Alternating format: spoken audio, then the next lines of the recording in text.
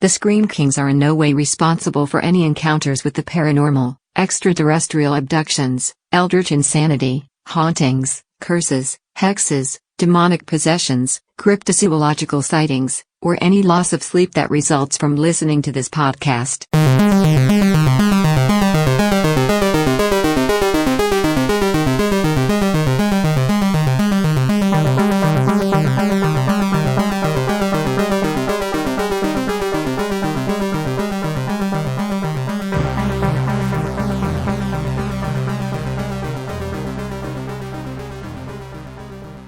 This is the Scream Kings podcast. I'm Max George. And I'm Nathaniel Darkish. It wasn't so much the podcast. It was her face. The way she looked. Bum, bum, bum! I had to, Nathaniel. I had to. I tried to push past it. Oh, hey everybody. It's your two favorite podcasters.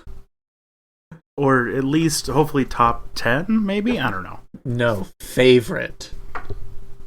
I'm not even my own favorite. Fair, either am I. Doesn't matter.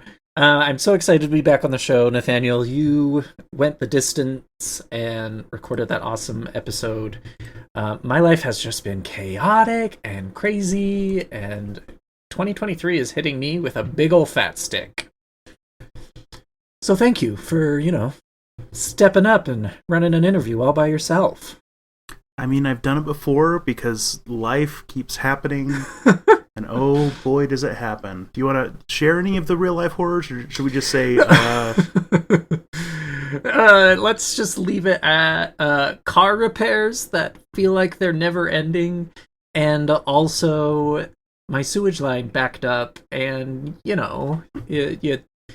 you hear a gurgle after you wake up from a nap, and then you walk into your kid's room and you step in, 2 inches of septic water. So, hooray!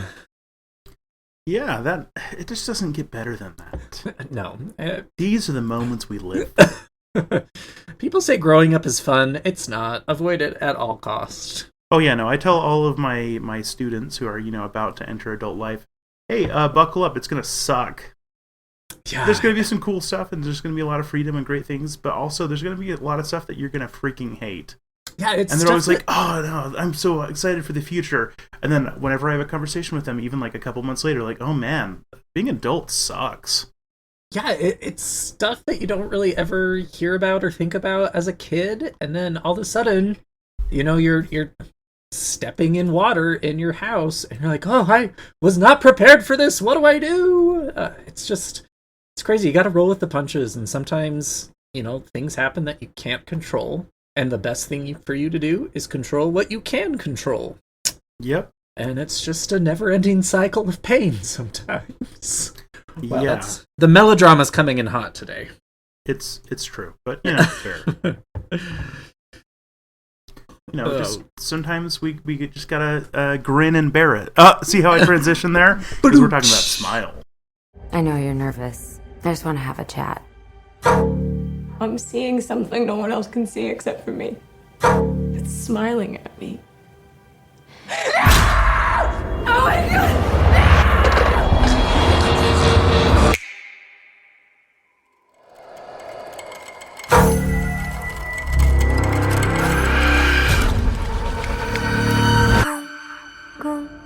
Yesterday, a patient in your care died brutally in front of you. I need to find an explanation for what happened. It's smiling at me. It's smiling at me. Yeah, we're gonna smile and talk about this movie. I think you and I have some interesting points of view. A lot of people love this movie, and we'll get into what we thought about it. Spoiler alert, it's not super positive, but it's also not super negative. It's kind of a divisive movie, I think. I think we both wanted to watch this movie and talk about it because, with the end of the year, everyone's dropping their best of horror lists, and this keeps being in, a lot of people's, top, 3 horror movies of 2022, rankings. And Yeah. I mean, I haven't sat down and written a list, but I'm not sure if I would quite put it that high. Yeah, when I was kind of going through, the best movies of 2022, this one and Barbarian and X. Why can't I think of the other one? Oh, Pearl. Those were kind of the big four. And I understand they're good movies. I've enjoyed them all. Pearl I thought was phenomenal. But this one was definitely lower on the totem pole for me. So I'm intrigued to hear what you think.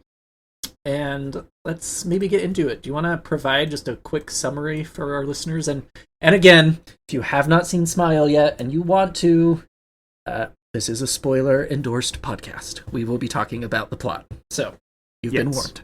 So, Smile is a film about a monstrous entity of some sort that basically destroys people's lives using unnerving smiles and appearing and being visible to people who are infected with it. Sounds familiar. Until they kill themselves. Basically, it just kind of goes from person to person, and how that cycle works is, a person sees some grinning person gruesomely kill themselves. They are now infected. They begin to be haunted by strange, visions of people who aren't there. They're almost always doing this real, unnerving smile at them. And then usually after around a week-ish, between like 5 days and 10 days, I'd say, they end up killing themselves as well. And usually, not usually, always in front of someone else. This is, our viewpoint character is named Dr. Rose Cotter. So she is working at this psych ward at a hospital. And has a young woman brought in who, is talking about, seeing something and then kills herself, and it's this very dramatic scene. And then, suddenly, Rose is infected. So, her life begins unraveling. She starts to try to investigate this mystery and figure out what's going on. And, if there's any way to stop it.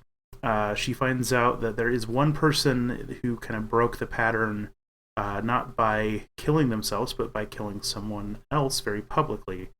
She talks to that person who was, of course, in prison, and then decides, that no, she can try to tackle this herself.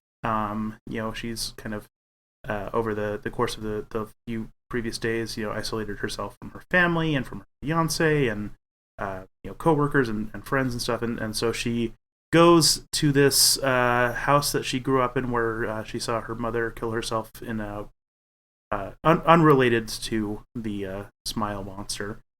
And she processes the grief. The smile monster kind of plays off of that grief and trauma from her childhood, and we kind of find out that she could have allowed her, or could have gotten help for her mother, because her mother tried to say, call for help. I made a mistake, kind of thing, and she just kind of ran away.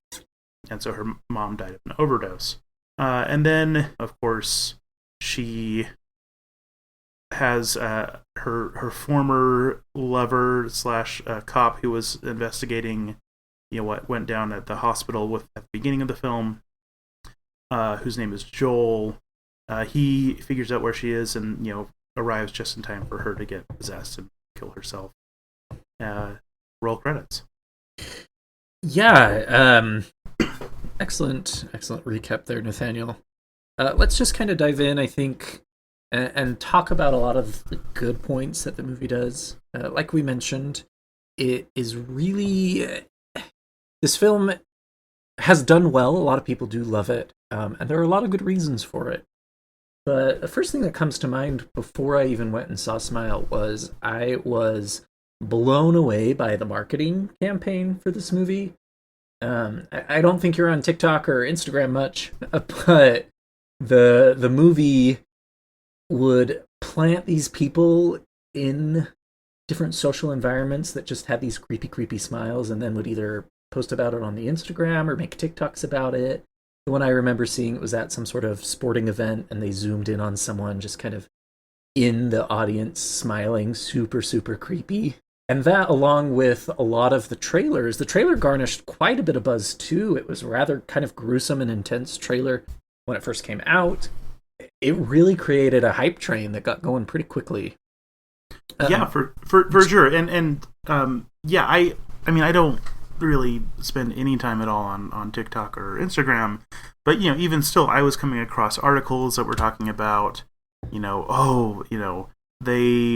bought a bunch of seats like right behind home plate at this baseball game, and you have the creepy smiling people, and they just have a shirt that says has the smile written in the kind of the font of the film and all of that.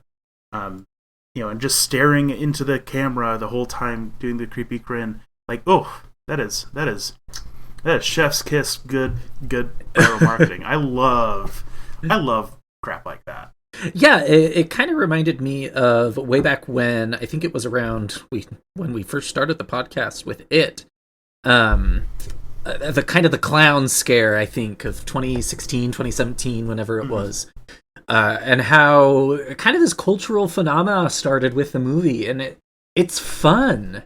My partner has some friends who, this is a little unrelated to Smile, but they were reminiscing about when Game of Thrones first came out, how it was really cool and fun to participate in this kind of group hive mind about something. And that something was Game of Thrones. And Smile kind of made me think of that too, that really the marketing campaign for this film created this wave of horror enthusiasm. Wow. That was fun. It was spooky and creepy, and I think it was very clever. I agree. I feel like we've seen a handful of movies that have really had great success with these kinds of viral marketing things, right? Like, I mean, the obvious one is from when we were kids, with the Blair Witch Project, and how many people thought it was real. And we talked to Ben Rock on the show, and he even told us about how they had to take down the missing posters that they had up to promote the film at like Cannes Film Festival or something like that. Because of some real life missing people that the police got kind of mad at them for having the fake ones. Things like that really just it grabs you, right? Like it makes you interested in a way that just a well-constructed trailer doesn't. There is an art to promoting something, and I appreciate when movies like this take a big swing and really just do something unusual that really gets you going. This seems like something special. Well, and also we live in a time where social media is just almost second nature. It is second nature. It takes almost a little bit more effort, I would say, nowadays to really kind of shake up the marketing world. It is very easy to just put something on Instagram or make a tweet about something, retweeting a trailer, yada, yada, yada. So the ability for this creative team to push it one step further really got me excited for the film. I will say that. Even more so than a trailer. So outside of that marketing campaign, let's kind of dive into aspects of the film that we really did enjoy. But before that, is there something like this that we can do to promote Scream Kings? No, I mean if we come up with something cool, but I don't have that level of marketing genius. But I'm willing to accept ideas from our listeners if anyone has cool ideas of how to promote us. Absolutely. I think something that I really enjoyed about this film right off the bat is it is very kind of, I don't want to say tropey, not yet, at least. The design of the film is very typical to other horror movies that exist in the industry. Of course, we have the Ringu and the American adaptation, The Ring, and The Grudge. This idea that some sort of supernatural entity sticks itself to you, and ultimately the clock starts running and you have some time before you die. It Follows even, or Lights Off, that abomination of a movie. Lights Out, excuse me. So this idea is very ubiquitous. We all are very familiar with it. I think the millennial generation grew up with this idea, right? The Grudge and The Ring were some of the first horror movies a lot of people our demographic watched. Mm-hmm. And at least in the American versions of all those, I think every single movie that you've listed, it's this like, attractive like 30-something white woman who is, in a race against the clock to solve this mystery and try to, purge herself of this curse. Yeah, and so I'm glad that this film kind of took that and tweaked it a little bit. It became something a little bit more sinister, I think. We talk a lot about positive things on this show that then are twisted, like Christmas, of course, into a horror lens. And the smile trope was really fun and spooky and kind of gross. Mm-hmm. And I really appreciated that. I thought it was a fun twist on this cursed idea. It wasn't some, hyper ghost crawling out of your TV chasing you or, whatever. It presented itself in a very kind of twisted way. It kind of reminded me of how the Joker works. Kind of this idea that a harlequin or a clown has this very beautiful smile and is supposed to make you laugh and feel good. Mm-hmm. But it doesn't. It's trying to kill you. And there's something gross and fun about that. Yeah, definitely kind of subverting, the expression of joy itself. So, I agree. I don't know if it does anything that's so groundbreaking compared to some of those other films that we mentioned. Oh, for sure. But, I mean, I like that formula, though. Like, just because it's, something has been done before doesn't mean that it's the wrong thing to do, right? I talk about this with a lot of my creative writing students all the time. It's tropes exist for a reason, and as long as you are using tropes and being aware of them and using them deliberately and subverting things in interesting ways when you can, like, tropes are great. Well, most of them. There are some that are problematic, some that are harmful to certain groups. But, as a whole, like, this kind of story arc isn't a bad thing. And I like that, in this case in particular, this is a woman who is, extremely competent. She is, a very skilled doctor. It seems like, she is very devoted to her work and very, like, self-sacrificing in a lot of ways. Yes, she has problems. Yes, she's a flawed person. But, like, I like that we see kind of a lot of her competence shine through, even though things don't pan out for her. Yeah. And that's nice. I would have to agree there with you as well. I think it was refreshing. A lot of times in horror movies, we have protagonists who just are kind of dumb. And not dumb in a professional sense or even a street smart kind of a way. Just don't make authentic decisions.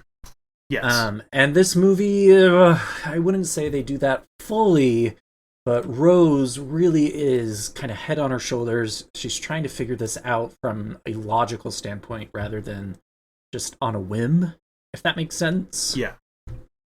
So that's fun. The trope is executed in a creative way with a smile. We have characters who present rational decisions, and it makes the horror feel very authentic, but also with purpose. I'm not rolling my eyes at Rose every other scene because she's doing something that, of course, no one would ever do. Yes. Another thing I want to talk about, kind of shifting gears a little bit, is that opening scene is yes, perfect, right? Yep. Like, that opening scene is this, like, complete, like if the whole movie was just that one scene and it was just a short film, I would have walked away and been like 10 out of 10. Like, perfect, perfectly acted, perfectly paced. It built the tension in interesting ways. It had us asking questions, and it executed on that. Pun not intended, but still appreciated. In this really jarring, upsetting way that really got under my skin, which surprised me because this movie is a very kind of horror for the masses kind of thing. And a lot of times, when it's this kind of mass market horror film, a lot of those don't really get under my skin too often. But that one scene definitely did. I definitely felt like, ooh, like I knew it was coming. It's coming the whole time. I mean, if you've seen an ad for this, what's coming. But it doesn't matter because it was just so well executed. Well, and I think part of why it worked so well was it took its time. There was a sense of panic and paranoia, but it didn't just get to the horror. It allowed us to kind of sit there with this kind of crazed, psychotic patient. We knew what was coming, but we didn't know when or how or at what speed. And it really just took a deep breath. And that was great. It was an amazing and authentic way to just dive into this film. Mm-hmm. Thinking about it right now, and it's kind of giving me the shivers because it was just so well thought out. And all I can say, it took a deep breath and let it be scary to be scary. It wasn't trying too hard. Yeah. And not just that scene, but there are a fair number of scenes throughout this film that really worked very well, right? Like when it did deliver on a lot of these scares, they were well constructed. I wouldn't say necessarily I was surprised at almost any given point. And again, we'll get into this more once we talk into the cons of how many of these creepy moments kind of got spoiled by the trailers. But the acting, the delivery of these different actors to kind of have this all everyone having the same unnerving smile, and how it would kind of play with our expectations in interesting ways. Some of those were just really good. One of the most upsetting moments for me was this birthday party scene, right? Like, oh yeah, when Rose has been told, that she can't go into work. She needs a few days off so she can kind of, mentally recuperate from what she just witnessed. She ends up, being able to go to her nephew's birthday party, which she, was originally supposed to work during.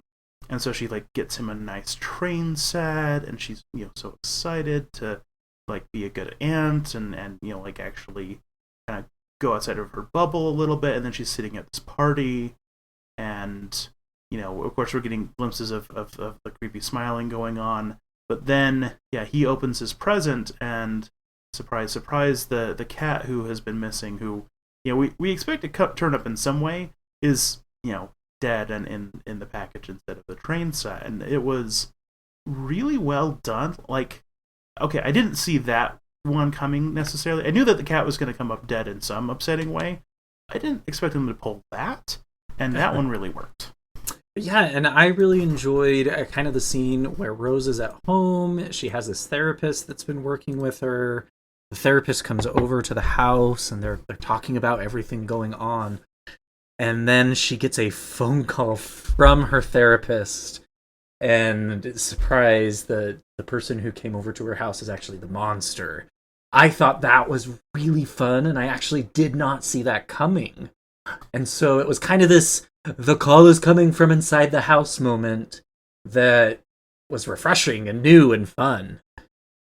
Oh, I totally saw that one coming, but I still loved every second of it. And then we have to talk about some of the practical effects that happened towards the end. When Rose is finally confronting kind of her past and her grief, she does encounter the monster, and I think the actual monster reveal was very spooky. How the mom looked with just kind of this gaping smile, kind of the gums were receding and you could see all of the teeth, and then it went even further and it was, the flesh was peeled back and it was a smile inside a smile inside a smile inside a smile. Ugh, it was gross. Teeth are gross, gums are gross, mouths are gross. So to layer that all on top of each other was just, it was fun. It turned into a really good monster movie all of a sudden. Yeah, I felt like it looked like the creature design was really good. There's other things about that scene that didn't work for me as much, but like, yeah, effect wise, design wise, all of that. Oh, very good. We've alluded to this a little bit though, in that I think because it is kind of a tropey idea with the cursed entity following someone around, but because our characters created and made very good informed decisions for the most part, the overall plot of Smile did feel pretty succinct and concise, which I appreciate in a horror film. You and I had discussed a few words about Barbarian, which we plan on doing an episode as well. That film really kind of locked in on target and was concise in the beginning and then kind of unraveled into a hot mess. Smile, I mean, to give credit where credit is due, I think it was a very, A plus B equals C kind of film, and it was nice and good to watch that way. It was satisfying. That's the word I'm looking for. I agree. It was satisfying. It spent the time on the scenes that I think were the most interesting and most scary. And then when it was giving us, kind of some of the other exposition and stuff, it was moving at a pretty decent pace. I felt like a lot of the exposition was pretty natural. There was a few, I figured this thing out and I'm going to sit and explain it to you for 5 minutes. That happened a couple of times, but it wasn't as bad as a lot of movies are in this kind of, how a curse works sort of subgenre. And yeah, so I felt like that was good. The acting I thought was really solid, especially from our main cast. Sosie Bacon as Rose really did a good job. Kyle Gallner as Joel, it was pretty solid. I really like Kyle. He's been in Scream, Haunting in Connecticut. I feel like he has a very kind of horror-esque profile when it comes to his movies. I enjoy him. I mean, I feel like he's no Toni Collette, but he's good. Yeah. Man, we should talk about Haunting in Connecticut sometime, because that one is a movie that I think is better than it gets any credit for. Agreed. It was one of those movies that I watched that reinvigorated my love of horror back when I was a teenager. Yeah, like I don't think it's friggin' The Exorcist, but it's I have a special spot in my heart for Haunting in Connecticut. Not the sequel that does not happen in Connecticut, but that's another time. The Haunting in Connecticut 2, Georgia. Yeah, exactly. So that's going on the docket. Outside of kind of the acting, though, what I really loved was the music of this film. Mm-hmm. I thought it played a very important role in the plot. It kind of was that spooky, discordant, type of melody that we hear all the time in horror movies, but it didn't feel contrived or fortuitous. It played a role and it did it very well. Mm-hmm. So props. Music. Yeah, I really liked the music a lot. I thought it was very effective. Well, should we move on to things we didn't like as much? Yeah, and there's something kind of that I want to hit pretty hard here right off the bat. With the amazing marketing campaign that this film had, I think something that really did a lot of harm was the trailer. Yes. The trailer revealed a lot of the main scares of the film. I think by the end of the film, I was starting to count, actually. It was that bad. And I think there were maybe 2 scares that I hadn't seen or were alluded to within the trailer. Mm-hmm. Which was really frustrating. It really weakened the gravitas of this movie for me.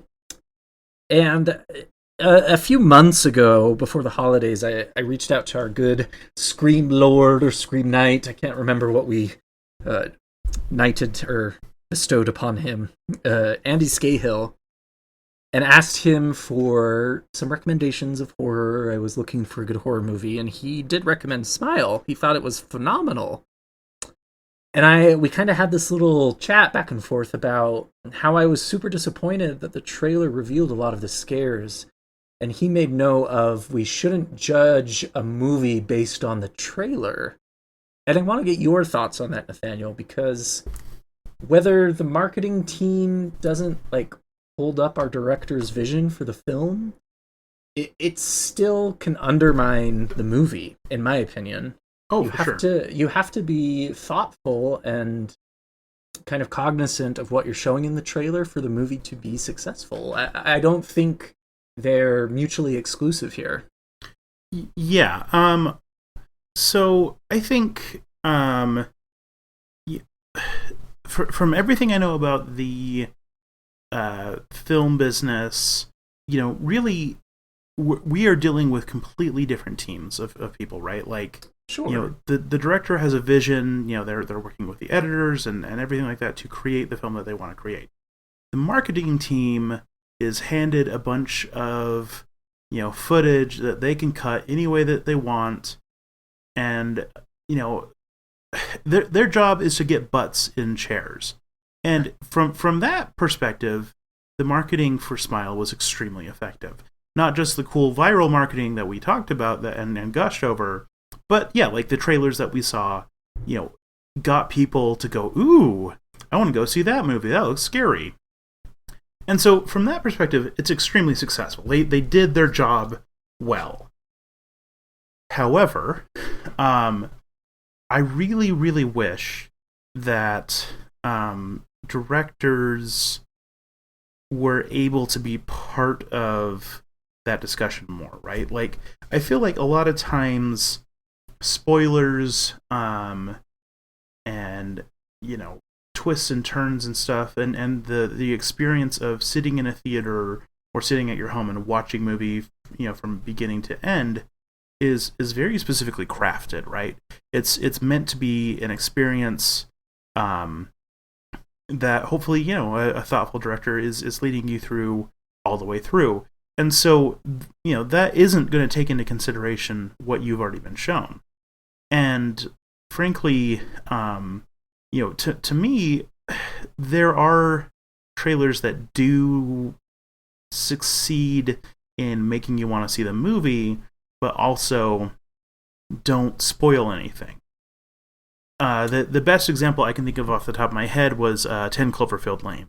Like, that trailer, it was, it dropped like a week before the movie came out, and it was, just the, what's the name of the song? Some song from the 70s that the name is escaping me right now, from the Turtles. Anyway, the song is playing, and then it's just, and it slowly gets a little bit, kind of creepier soundtrack vibes as it goes on, but it's mostly just little teeny snippets of, it looks like they're in a bunker or something, but you don't really know why or what's going on or, what the relationship between the characters is. That got my butt in the chair. I saw that opening night. And so I think it can be done well. I think that trailers regularly ruin the experience of moviegoers, but the end goal is different. If I'm selling a book to an agent or an editor, I'm selling that, and I am going to spoil stuff because it's about them buying it. Yeah, that's different than me trying to have a reader experience it. For sure. I think they, of course, go hand in hand. I am the first to admit that sometimes I will watch a movie trailer and it gets me super hyped and I'm jazzed for it, and I watch that trailer over and over, and then I get on Reddit and TikTok and start seeing all of the different theories that are going on based on the trailer, and then I get into the movie and it's completely left field. Has nothing to do with anything that I was hyped for. Mm-hmm. Multiverse of Madness, for example, is a movie that when I first watched that film, I was very disappointed because of how hyped I had gotten from the trailer. And so I think you bring up a lot of good points here, Nathaniel, in that, the director and the producers, they have an artistic vision for this film, but that vision can't be accomplished unless there are butts in seats. And so the marketing team really has to push a trailer that is efficient and and gets people excited. But there's a fine line, I think, and especially with horror, a lot of the mechanics of these films that work or don't work have to be uncertain or occult. And I just think Smile dropped the ball here. You talk about Cloverfield Lane, another movie that I really appreciated and was excited about because of the trailer was Men. It's an A24 film. The movie is very body horror. It talks a lot about kind of the dichotomy of feminism versus masculinity.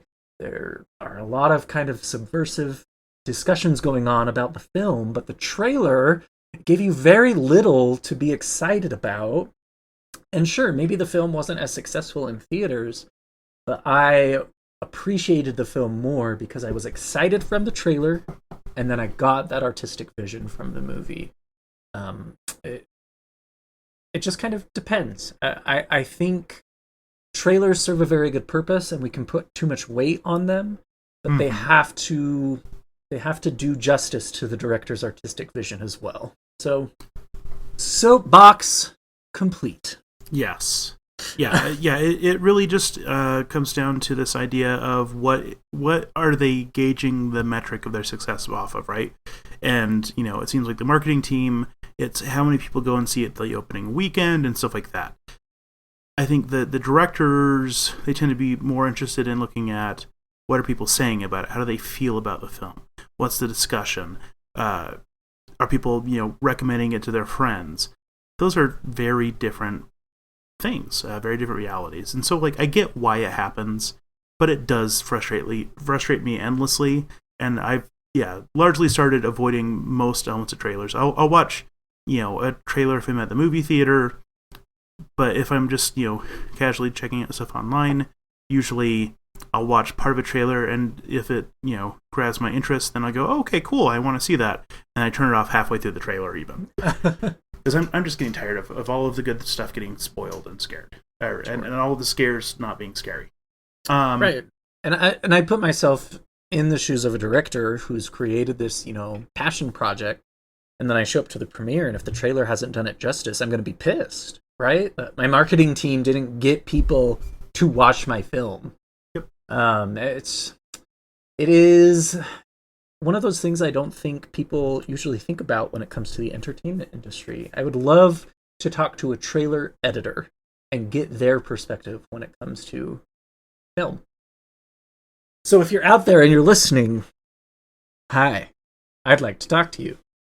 Yeah, that'd be a really interesting episode. Okay, well, let's move on to some other stuff. I will say one of the first things that I think both of us were feeling with this movie is that the scares as the film went on really lost a lot of their momentum. That first scene, as we mentioned, was perfect. After that, it really didn't feel all that scary when we'd have someone smiling. It was weird and unnerving, sure, but by the 30th time it happened, it was just kind of like, oh, there it is. Yeah, I want to say two things in relation to this. The first is, with kind of these curse movies, once the horror is revealed, it's not as scary after that initial reveal. The caveat to this, I think, is It Follows. I think that movie really kept you on your toes. The second consideration here is I just watched Terrifier 2 a few weeks ago, and that movie just kind of hits the ground and throws as much gore as it possibly can at you within the first 15-20 minutes. And so the rest of the film, they're trying to continually outdo themselves, and they never accomplish that. And I feel like Smile did that in a different way. That first opening sequence really sets the tone, but then the tone kind of disappears from the rest of the film. They don't keep you on the edge of your seat, except for these little gratuitous moments that we've talked about.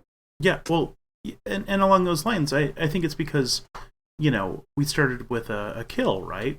Yeah.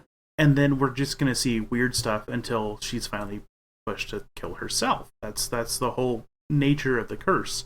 Yeah. And so a lot of the stakes don't feel like they're there.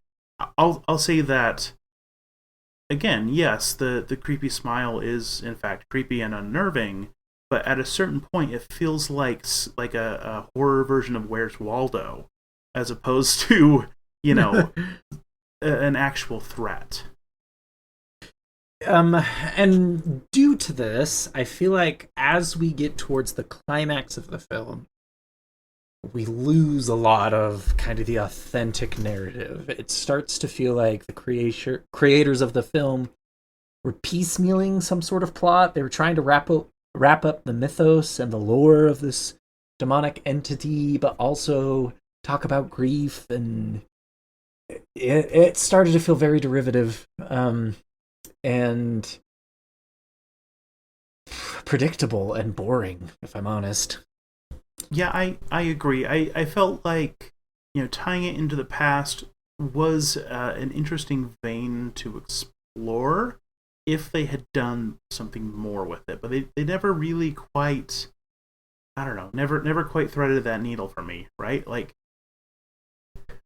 all of the stuff is there. The idea that, she has experienced trauma, this is a trauma monster, basically, that, to me, that seems like it should have been the thing that allowed her to overcome the curse. Yeah. Instead of succumb to it. Yeah, it's that the pieces were there for her to be able to overcome the trauma. I mean, she's a psychologist, for heaven's sake, and on top of that, has this personal experience with trauma. And so, if she had been able to turn it back around and say, I've been living with this kind of trauma my whole life, you don't have any power over, that is interesting, and I think would have been a more satisfying ending. And you know me, I give me depressing endings all the time. I didn't need it to be a happy ending, but it almost felt like that would have been more true to what the themes it was exploring were. I don't know. It felt like it was setting it up in an interesting way, and then they kind of lost a couple pieces of the puzzle, and then just kind of shoved them together and like, oh, it's done.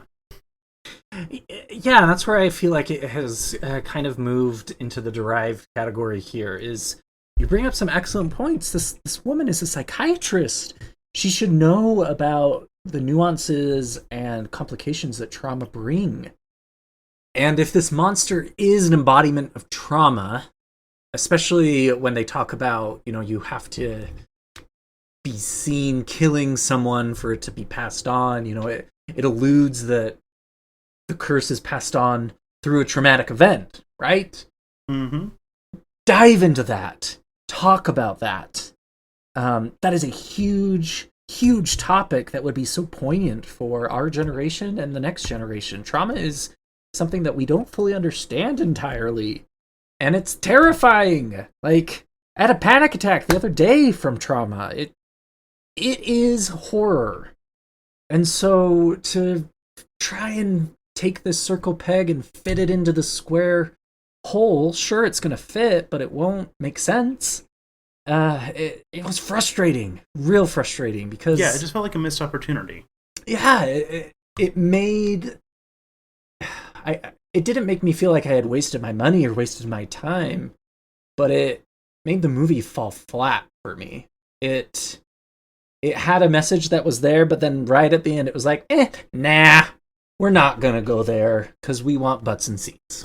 Mm-hmm.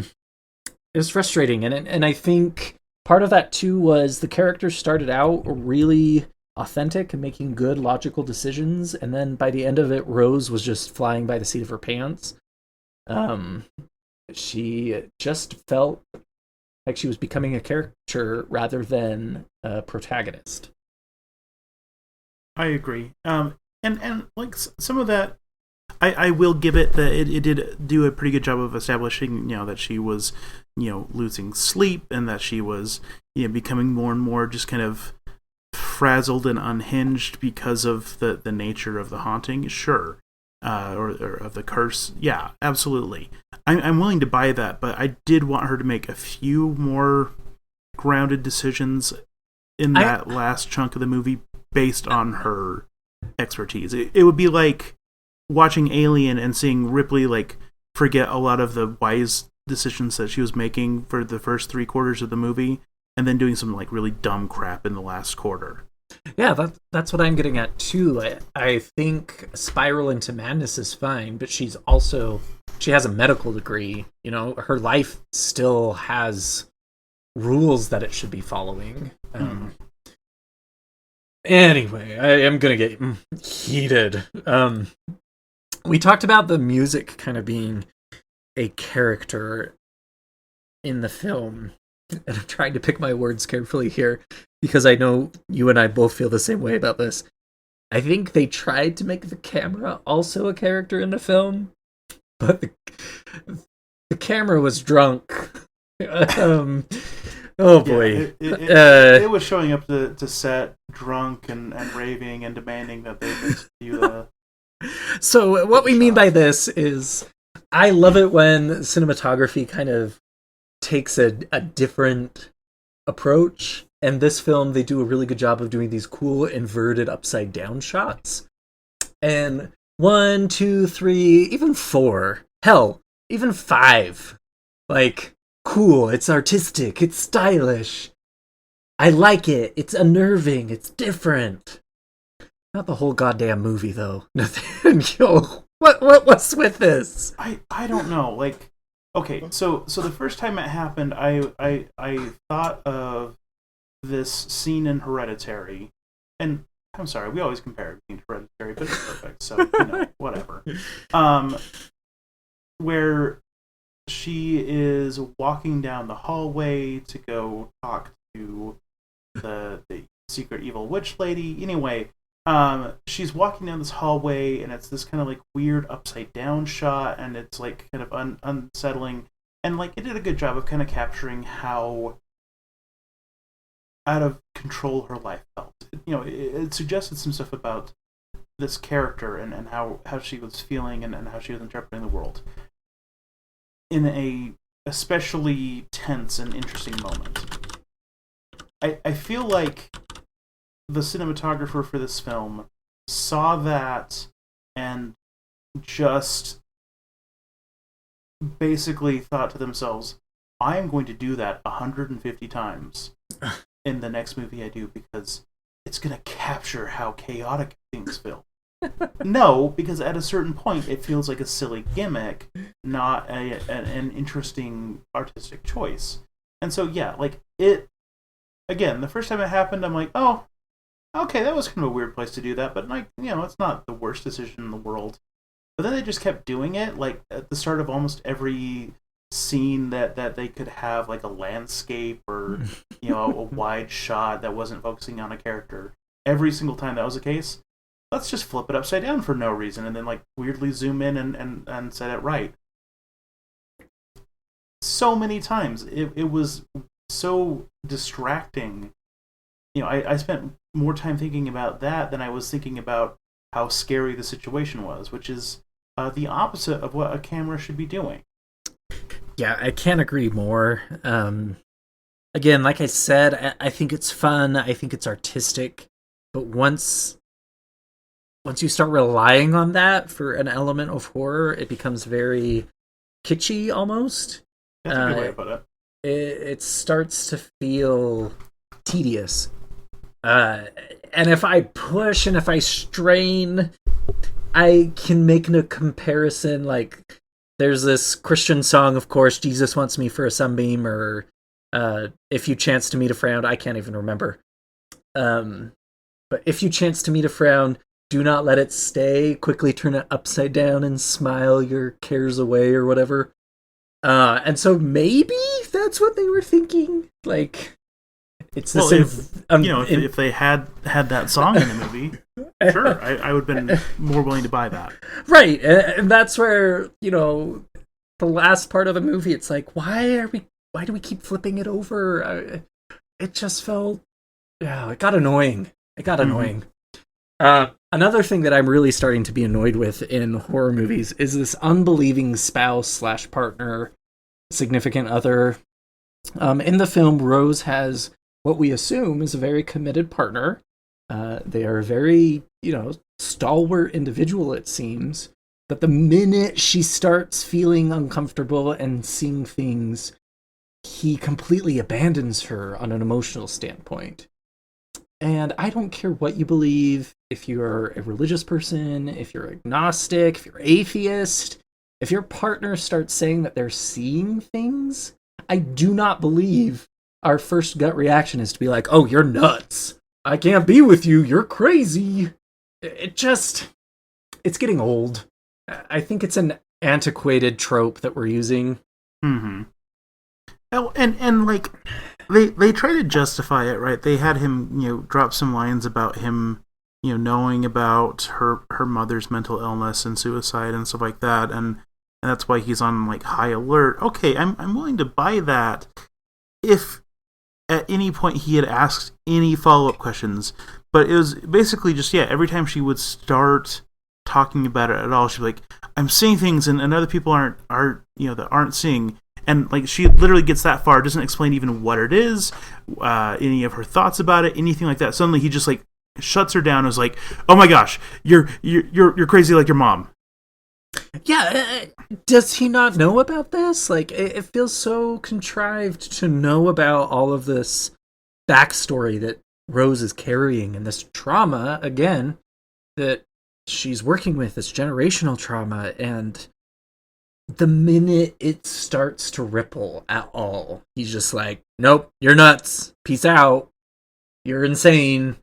Yeah, I'm willing to think or to accept this idea that is his worry and that is where he is going if he, listened or asked any follow-up questions at all.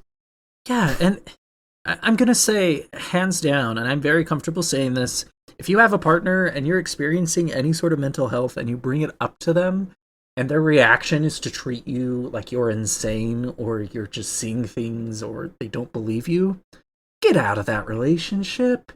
Like, just because they're not experiencing what you're experiencing doesn't make it any less valid, any less real, regardless of what it is, a ghost or anxiety.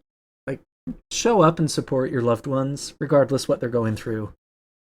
Soapbox 2 completed. Yeah, get people the help that they need, but do it in a way that's helpful and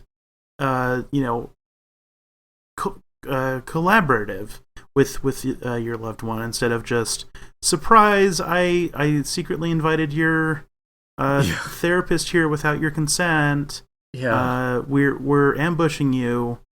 Worst possible way. Anyway, yeah. By the way, that therapist, very bad at her job. Yeah. Anyway, we could go on and on. Yes. At the end of the day, I think I saw this film with my partner and some very close friends, and they loved it. Absolutely loved it. And I felt a little weird because I felt like I missed something. And after I had been thinking about it, you and I are horror critics. When we go see a horror film, it's kind of hard for us to separate the novelty of going to a movie and observing it with that critic's eye. Yeah.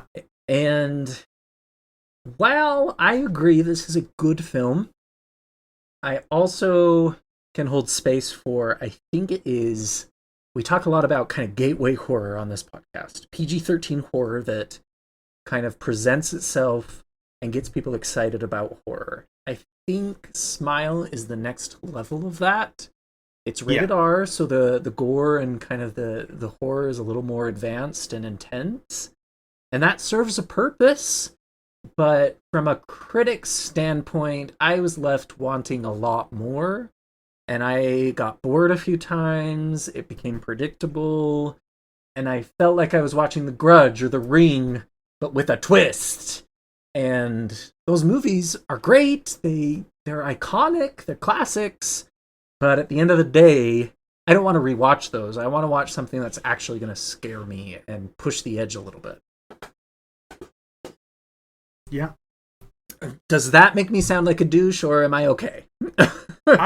I feel like that's fair, because it's just simply, you're not saying that it isn't valid, scary, worthwhile film, especially for people who are at that particular level of horror experience.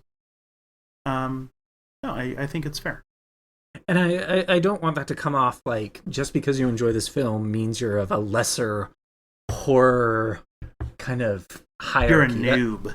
That's not what I'm saying, but I mean, we're almost at 100 episodes of this podcast. We watch horror movies with a different lens than I think most people, and that's okay. We enjoy it on a different type of level. It's not like I want to stop going to see these kinds of horror films in theaters, because I won't. At the end of the day, I enjoyed it. I'm glad I spent money on it. But, we can hold space for two different opposing opinions. Yeah. And I will even, add that a lot of people who are, at the same level or even beyond us, also love this movie in terms of their horror bona fides.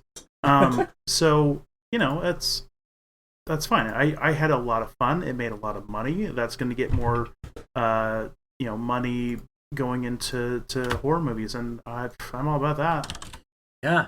I mean, it created this idea that horror is still viable. It's still alive, and that's important. Yeah, it's good that we get a good, gazillion dollar box office making, horror movie like that every year or so. So that way we can keep the good times rolling. I know that this film was based on a short story. Short film, excuse me. We've talked a little bit about how that opening scene really hit hard, and I do agree that this film would have been more successful for me if it was a short film. Do you want to maybe give us more insight into what you know about the short film? Yes. So I just watched it on YouTube. It is available. The short film is called Laura Hasn't Slept. And the actress in this short film is the same one who plays Laura at the beginning of the film, the one who kills herself in front of Rose. It was fine. Laura Hasn't Slept kind of takes a little bit of a different angle on this whole thing. It isn't how like the smile monster. It is kind of just more of a proof of concept in a lot of ways. So it's the same person who is the writer director of Smile, Parker Finn. Basically, it's a discussion between a therapist and a patient about how she hasn't slept. She's afraid because she's there's a thing that's like taking the faces of people around her, and that she's being haunted by this, and she just can't even trust herself to sleep. She has to be on the lookout all the time, and then of course it kind of devolves into the therapist going well, how do you know that I'm not the thing? And then it kind of goes into like a weird dream sequence, everything's falling apart kind of thing, and then roll credits. It's fun. It's a decent short film. I was really hoping that the short film would be basically like what the first scene of Smile is. It was a little bit more surface level than that, but at the very least, I felt like it was fun. We see this a lot, right? Like we see a lot of first-time directors kind of getting their shot in the horror genre by making these kinds of short films. A few come to mind. Mike Flanagan making the Oculus short film. We had Lights Out, which I thought was a better short film than movie. Not that it was amazing, but it was fine. Even the Australian film about dementia, Relic. That had a short film that was kind of playing with some of these same ideas. This kind of thing happens a lot. And I think, having a good short film that's a good proof of concept, does kind of show, that these directors can give some effective scares and have something that's worthwhile, and then they usually end up getting some sort of offer from a studio, and that's what happened here with Parker Finn. I like seeking these short films out. I really enjoy finding these films that then end up getting fleshed out in a bigger way. And sometimes I like it even better than the film that it creates. In this case, again, I feel like Laura Hasn't Slept was a fun little spooky short film, and I think the fact that Parker Finn came from that short film background is why that opening scene of the film works so well, of Smile. But that's kind of all I had to say about that. It's worth checking out. It's like 7 minutes long. It's on YouTube. You can find it pretty easy. Nice, thanks, Nathaniel. Mm-hmm. Let's go into kind of wrapping up the show with our crowns and our screams here. As far as crowns go, I gave it a 4. I think I'm rating movies a lot harsher than you, because you gave it a 7, right? Yep, I gave it a 7. You said it was good. Yeah, it was fine. It was good. 5 to me is good. So 1 out of 5. Because 4, see to me on that 10 scale, 5 is it's perfectly meh. 4 is like I kind of disliked it. Yeah, I think I did kind of dislike it. I wanted more. Again, I think the marketing campaign and everything that was going on led me to believe it was going to be something different, and it wasn't. And I left feeling very meh. But I think what's happening is maybe we need to quantify our scale here of what does 1 through 10 actually mean. Well, I mean, we're 90 episodes in. If we haven't done it yet, I think we're good. It's fine. You gave it a 4. I gave it a 7. I like this film. I had fun with it. Did I like that first scene like 10 out of 10? Absolutely. And so like a lot of my score honestly comes just from how much I loved that opening scene. But like as a whole, it was fun. It had some creepy moments. It was pretty well made. Like I'd say like 6.5 to 7 is kind of the range I'm looking at. But the things I think it did well, it did extremely well, and that's where that score's coming from. Fair enough. I like it. Let's talk about Screams. Yeah, Screams, I gave it a 5. When it was scary, it did it pretty well, but it never kept it up or did different things with the horror. So It was very middle of the road for me. Yeah, same. It's solid 5 from me. The good scares were really good, but everything else was Where's Waldo of the creepy smiling person. All right, well that is Smile. Outside of the, horrors of a backing up septic system, how have you been staying spooky? I wanted to just briefly mention 2 movies I've watched that I have just been blown away by. The first one was on Shudder. It's called Deadstream. And I watched this film originally by myself, and it was good. I really enjoyed it, and it was a fun kind of a party horror movie. It's about this streamer who's losing followers for some things that are not very PC. And so he does this idea where he goes to this haunted house and, it kind of unravels from there. It feels very Evil Dead, OG Evil Dead-esque, where it's campy but scary at the same time. Mm-hmm. Had a blast watching it for the first time. And then the second time I watched it with some dear friends of mine, and come to find out the house that they filmed it at is actually a notorious house that my friends know all about. A lot of lore about it, a lot of creepy stuff. I'd love to have them on to discuss it. And so watching them watch this film, it's not that they were scared from the film, but they just have had so many spooky stories about this actual house that it got into their heads a little bit. And it was just one of those moments where you feel proud because you found a horror movie that actually scares other people. And the world just feels better. It's a special feeling.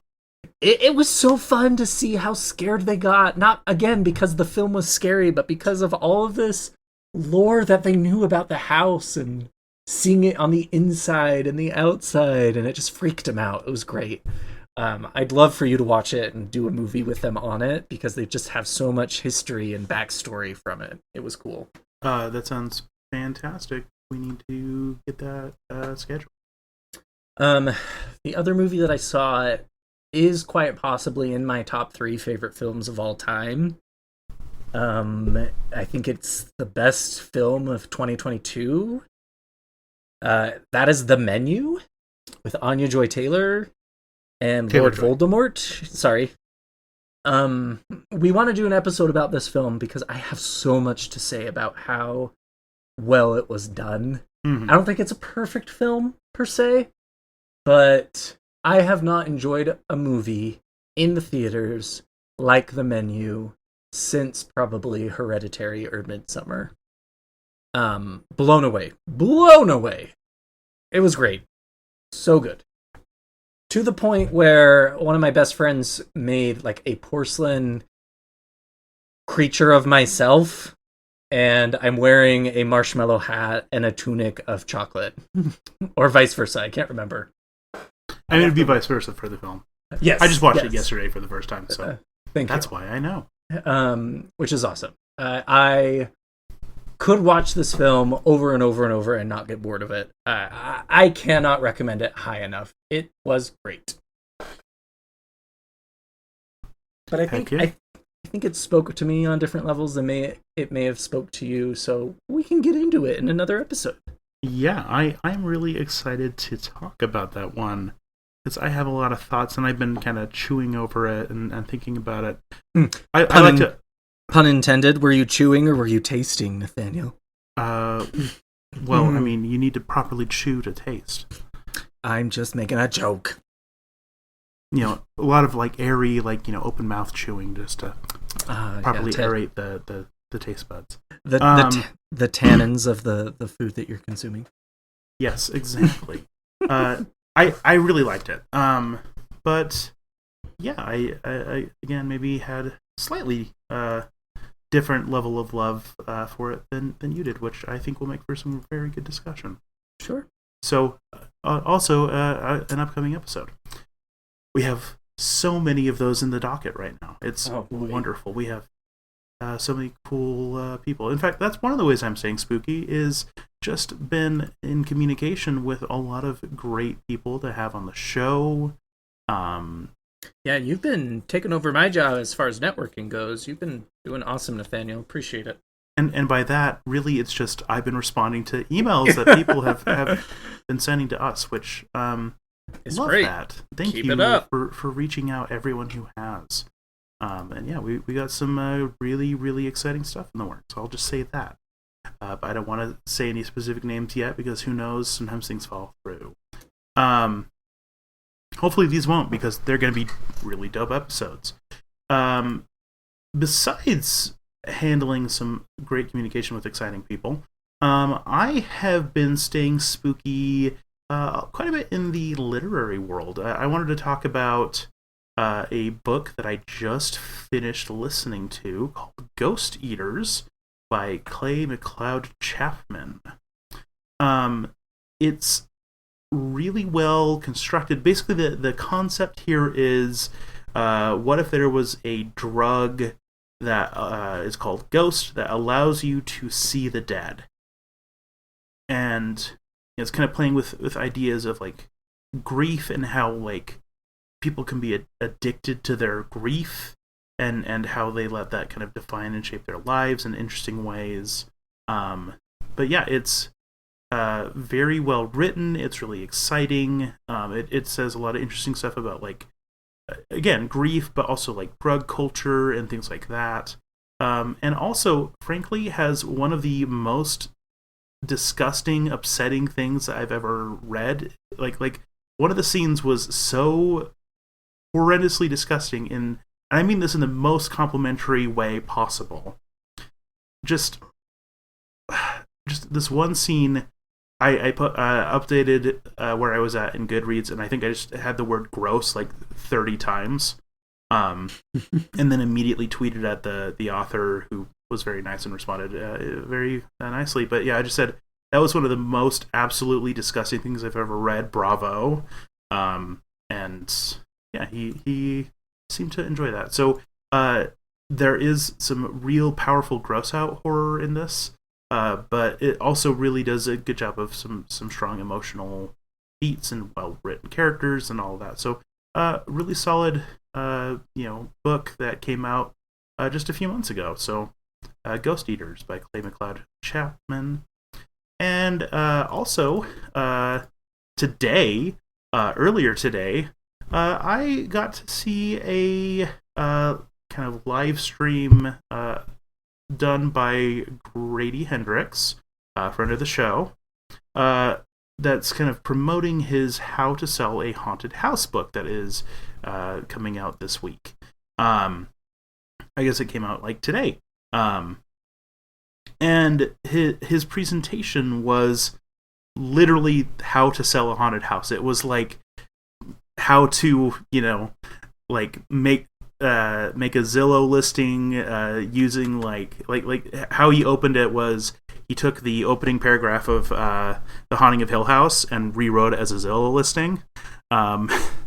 And talked about what ghosts want, and also like how you sell stuff effectively in terms of real estate, and talked about of course things like the Amityville haunting and all of that stuff. It was hilarious and a delight, and it's also strangely poignant.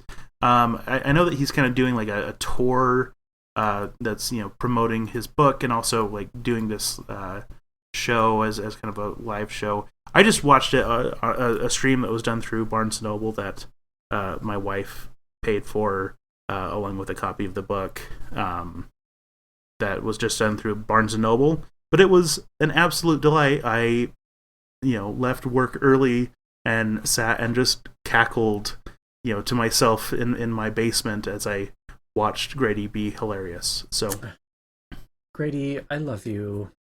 You are the best. Yeah. So one, we obviously also definitely need to get Grady back on soon, which I have talked to him about. So also hopefully in the works soon, or soonish. He's a little busy right now, but can't wait to read that new book. And if he's coming to a city near you, highly recommend his How to Sell a Haunted House presentation, show, whatever you want to call it.